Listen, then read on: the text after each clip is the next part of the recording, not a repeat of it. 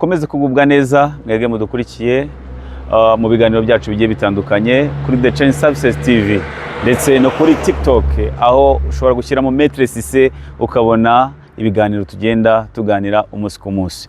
Reka turebere hamwe mu bijyanye n'abiga, abigisha ndetse n'abakoresha ibizami. Wowe rero udukurikiye uze gushyira muri comment turebe icyo ubivugaho. Reka turebe dutangirire ku munyeshuri wiga. Ubundi umunyeshuri wiga arangwa n'iki? Yego, umuntu wese wiga ntago aba afite capacité nk'izundi. Muri make abanyeshuri biga ntago bafata kimwe, ntago bafata bingana. Icyo gihe rero umunyeshuri we kubera kaza aje kwiga aba afite inyota yo kumenya no gusobanukirwa ibintu yajemo. Birumvikana hasaba ubushobozi, hagasaba igihe kugira ngo bya bintu abimenye.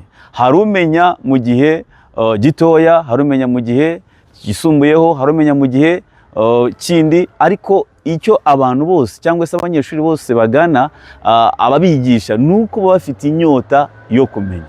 Umunyeshuri rero ikintu cya mbere asabwa kugira ngo abashe kumenya ni ubushobozi. Yego, birumvikana, bigasaba yuko akunda cya kintu arimo kwiga, bigasaba neza yuko abasha kumvira mwarimu urimo kumwigisha. Ikindi, akubahiriza igihe. Nubwo benshi baba bahugiye mu bintu bigiye bitandukanye, kuko bino bintu byo kwiga ibinyabiziga abenshi babigira nka ambiance, ariko ni amasomo nkandi. Iyo rero ubyize uko wiboneye, ejo ugasiba, n'ejo ugasiba, n'ejo bundi ugasiba, ukaza mu kindi cyumweru, ntago ubasha kwigira igihe cyangwa se kumenyera igihe. Ni byiza ko umenya uruhare ufite mu myigire yawe kugira ngo ubashe kumenya. Reka noneho turebe wowe mwarimu urimo kwigisha. Abarimu bigisha ibinyabiziga, cyane cyane abigisha imodoka na moto, banengwa kenshi yuko baba bafite imyitwarire idahwitse. Ese wowe udukurikiye nibyo koko? Twandikire muri comment tumenye ubutaha icyo tuzagenda tuganiraho. Ariko sinagenda ntavuze muri bimwe bagiye baturega.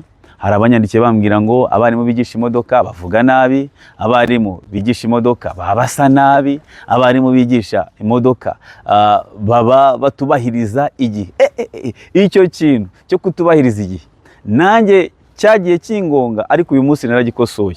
Abarimu se koko nawe udukurikiye bigisha imodoka, igihe cyabo kibarirwa ku mashyi cyangwa bimeze neza? Ikindi, abarimu bigisha imodoka baba basa neza cyangwa baba basa nabi? Wowe uduhereze mu comment kugira ngo tuzabiganireho ubutaha, dutumire abantu bagiye batandukanye no tubiganireho. Ese noneho wowe utekereza iki ku bantu bakoresha ibizami? Urumva harimo ibice bitatu: hari abiga, hari abigisha, hari n'abakoresha ibizami. Aho ngaho ni ibyiciro byunganirana. Hari uwiga, hari uwigisha, hari n'ukoresha ibizami. Icyo gihe rero izo nzego zose ziruzuzanya, kuko ni inzego zibasha gukorana mu bihe bigiye bitandukanye. Umunyeshuri akorana n'umwarimu mu gihe barimo kwigana. Ukoresha ibizami agakorana na wa munyeshuri ukeneye gukora ibizami mu gihe cyo gukora ibizami.